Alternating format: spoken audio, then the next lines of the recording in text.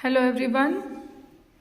Today we are going to start our last chapter number 21, Accounts from Incomplete Records, Single Entry System.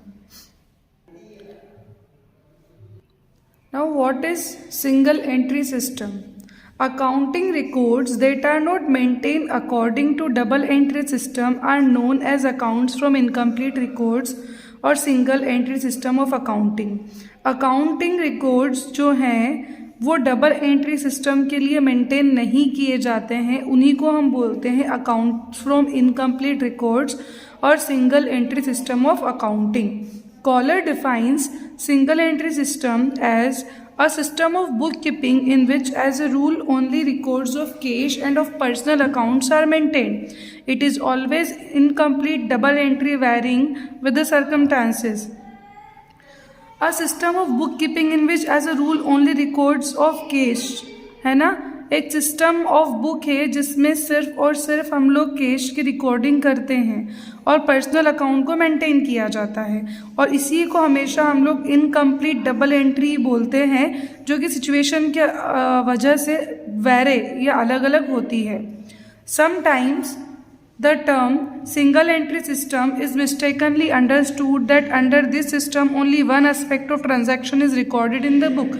कितनी बार single entry system में गलती से समझ लिया जाता है कि हम लोग ट्रांजैक्शन का एक ही एस्पेक्ट यहाँ पे रिकॉर्ड करते हैं.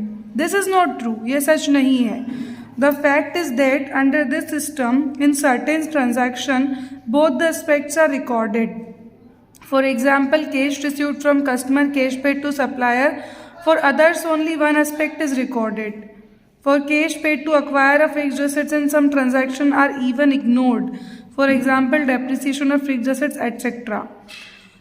ये एक ऐसा फैक्ट है, इस सिस्टम में दोनों ट्रांजैक्शन ही रिकॉर्डेड होते हैं. जैसे कस्टमर से कैश रिसीव किया है वो भी रिकॉर्ड होगा, तो सप्लायर को जो कैश दिया है वो भी रिकॉर्ड होगा, है ना. और इसके अलावा वन एस्पेक्ट, जैसे कि कैश दिया है हमने, अगर फिक्स्ड एसेट्स खरीदी है तो, या फिर कैश ट्रांजैक्शन किया है, कभी कभी उसको इग्नोर कर देते हैं. जैसे डेप्रिसिएशन लगाया फिक्स्ड एसेट्स पे, तो ये चीज़ें कभी कभी इग्नोर हो जाती है. Usually under this system the cash book and personal account of debtor and creditor are maintained, real and nominal accounts are not maintained. इस सिस्टम में जो कैश बुक और पर्सनल अकाउंट है डेटर का और क्रेडिटर का, दोनों मेंटेन किया जाता है, रियल और नॉमिनल अकाउंट मेंटेन नहीं होता है. Then feature of single entry system, suitability. This system is suitable for small size business. ये सिस्टम जो है वो स्मॉल साइज बिजनेस के लिए सूटेबल है, जहाँ पे नंबर ऑफ ट्रांजैक्शन बहुत कम है. सेकंड, नो यूनिफॉर्मिटी, मतलब एक रूपता नहीं है, है ना. ये जो सिस्टम है ये अलग अलग फर्म में डिफ़र होता है.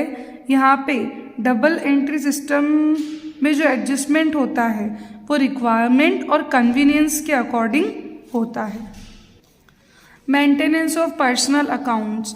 यूजुअली इस सिस्टम में सिर्फ पर्सनल अकाउंट मेंटेन किए जाते हैं, रियल और नॉमिनल अकाउंट को यहाँ पे अवॉइड किया जाता है. इसीलिए कितनी बार ऐसा डिफाइन किया गया है कि यहाँ पे सिर्फ और सिर्फ पर्सनल अकाउंट ही केप्ट होते हैं. Fourth, maintenance of cash book. Generally cash book जो है वो एक ऐसा सिस्टम मेंटेन करता है जहाँ पे बिजनेस और पर्सनल ट्रांजैक्शन दोनों मिक्सअप होते हैं. Fifth, dependence on original vouchers. This system is generally depend on original voucher for ascertaining profit or loss or for obtaining other information. ये सिस्टम है जनरली ओरिजिनल वाउचर के ऊपर depend करता है. Profit और लॉस जो है वो बाकी की इन्फॉर्मेशन के थ्रू मिलते हैं. फॉर एग्जांपल, अगर आपको सेल्स और परचेज से रिलेटेड इन्फॉर्मेशन कैलकुलेट करनी है तो जो कैश मेमो या जो इनवॉइस आपने कस्टमर को इशू किए थे और सेम जो आपने सप्लायर से रिसीव किए थे उनकी ज़रूरत आपको पड़ेगी.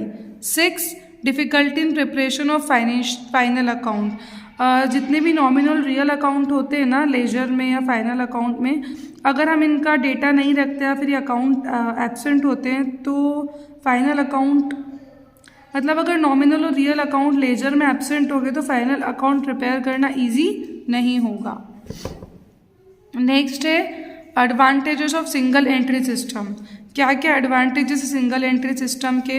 तो पहला है simple method. Single entry system एक सिंपल मेथड है जहाँ पे बिजनेस ट्रांजैक्शन को रिकॉर्ड किया जा सकता है। Second, less expensive. ये बहुत लेस एक्सपेंसिव है क्योंकि double entry system of book keeping से इसको कंपेयर किया जाता है। अगर हम करें तो ये बहुत कम एक्सपेंसिव है। Third, suitable for small businesses. ये मेनली स्मॉल बिजनेसेस के लिए सूटेबल है जहाँ पे नंबर ऑफ ट्रांजैक्शन की लिमिट होती है और बहुत कम फिक्स्ड एसेट्स और लाइबिलिटीज़ होती है। Four, no need of expert knowledge of principle of bookkeeping. Single entry system में आप लोग जो अकाउंटिंग रिकॉर्ड्स है वो बहुत ईजिली मेंटेन कर सकते हो। आपको किसी भी एक्सपर्ट के नॉलेज की या बुक कीपिंग की ज़रूरत नहीं है। ईजी एसर्टेन प्रॉफिट और लॉस। जो प्रॉफिट और लॉस है यहाँ पे फाइंड आउट करना बहुत इजी होता है। प्रॉफिट और लॉस जो है उसमें प्रोप्राइटर फाइनेंशियल कंडीशन को कंपेयर करते हैं और अकाउंटिंग पीरियड की शुरुआत में ही मतलब बिजनेस जब क्लोज होता है तो अकाउंटिंग पीरियड के स्टार्टिंग से लेके क्लोज तक ये लोग उसको कंपेयर करते हैं। फिर डिसएडवांटेजेस क्या क्या है सिंगल एंट्री सिस्टम के? सिंगल एंट्री सिस्टम एक इनकम्प्लीट और इनसफिशिएंट सिस्टम ऑफ इंफॉर्मेशन है। पहला, arithmetical accuracy can not be prove. Trial balance जो है वो प्रिपेयर नहीं किया जा सकता है क्योंकि रियल और नॉमिनल अकाउंट एब्सेंट है, लेकिन अर्थमेटिकल एक्यूरेसी जो है बुक्स की वो भी प्रूव्ड या टेस्टेड नहीं बोली जा सकती। गलतियों के, मिसचीफ के, फ्रॉड के चांसेस अनडिटेक्टेड रह जाते हैं, आप फाइंड आउट नहीं कर पाते और गलतियों के चांसेस भी ज़्यादा होते हैं, हाई होते हैं। Second, no control on assets. जो अकाउंट यहाँ पे हम एसेट्स का अकाउंट मेंटेन नहीं करते तो बहुत डिफ़िकल्ट है कि फुल कंट्रोल हम लोग रख पाएँ एसेट्स के मिसअप्रोप्रिएशन को अवॉइड करने के लिए। फिर थर्ड है करेक्ट प्रोफाइल और loss can not be determined. Trading और P&L अकाउंट जो है वो प्रिपेयर नहीं हो सकता है, तो सही प्रॉफिट और लॉस का पता लगाना एक अकाउंटिंग पीरियड में ये जजमेंटल मतलब आप डिटरमाइन नहीं कर सकते हो। Fourth, financial position of business can not be assessed. Assets account के एब्सेंस में आप लोग बिजनेस की फाइनेंशियल पोजीशन को पता लगाओ, ये बहुत डिफ़िकल्ट है। बिना किसी पर्टिकुलर डे पे आप बैलेंस शीट को प्रिपेयर करो, बहुत टफ है एसेट्स अकाउंट के बिना।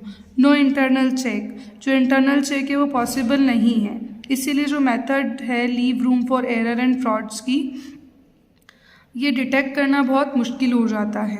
6, difficult to ascertain the value of business. The records being inadequate it is difficult to value the business specially goodwill. जो रिकॉर्ड्स है वो सफिशिएंट नहीं है, इसलिए बहुत डिफ़िकल्ट है कि बिज़नेस की वैल्यू को मतलब बिजनेस की वैल्यू को जज कर सके, स्पेशली गुडविल को। 7, incomplete and unscientific system. This system is incomplete and unscientific as both the aspect of transaction are not recorded. ये जो सिस्टम है इनकम्प्लीट है, अनसाइंटिफिक भी है, क्योंकि यहाँ पे ट्रांजैक्शन के दोनों मतलब यहाँ पे ट्रांजैक्शन के दोनों एस्पेक्ट्स को रिकॉर्ड नहीं किया जाता और ना ही यहाँ पे किसी भी सेट ऑफ रूल को फॉलो किया जाता है। नेक्स्ट है comparative study is difficult. A major defect of this system is that financial position of current year cannot be compared with the previous year. सबसे बड़ा डिफेक्ट इस सिस्टम का यही है कि फाइनेंशियल पोजीशन जो है हम इस साल की पिछले साल से कंपेयर नहीं कर सकते क्योंकि बिजनेस ट्रांजैक्शन की इंफॉर्मेशन कंप्लीट नहीं है। Next is difference between double entry system and single entry system, तो ये आप अपने आप से पढ़ेंगे। ओके, एंड नेक्स्ट वीडियो में हम लोग इसके न्यूमेरिकल्स सॉल्व करेंगे। This much is enough, thank you.